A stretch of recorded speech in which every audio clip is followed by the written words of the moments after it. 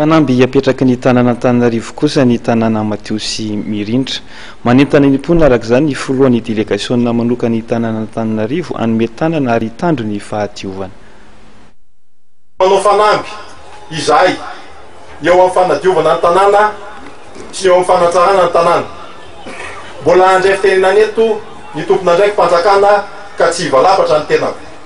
Fa kosa ny tanàna Antananarivo dia efa miezaka andro aman'alina ny amin'ny fanadiovana ny tanàna. Misy ny fanampiana avy amin'ny fitondrana foibe ary misaotra anareo izahay ny amin'izany. Misy ny entimanana eto amin'ny tanàna Antananarivo sy ny fandaminana entina hanatanterahana an'izany. Izaho tsy teny lava fa nitoko fitaka ny ataony hita. Koa mametoky anareo izahay fa ao anatin'izao ray volana anaovana ny fanadiovana sy fahadiovana izao dia ho tsapany tanàna Antananarivo fa isy ny ezaka lehibe atao amin'izany fanadiovana ny tanàna izany. Ary izay no anentananay anareo vahoaka amin'izao fotoana izao.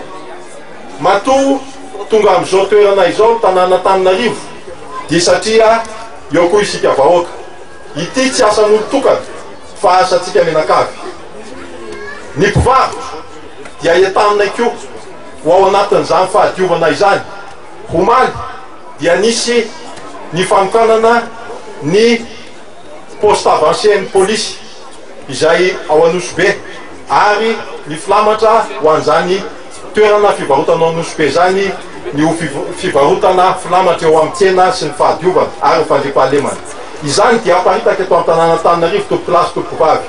Ny fandriampahalemana, ny fahadiovana, ny filaminana, izany no anton'izao etsika izao.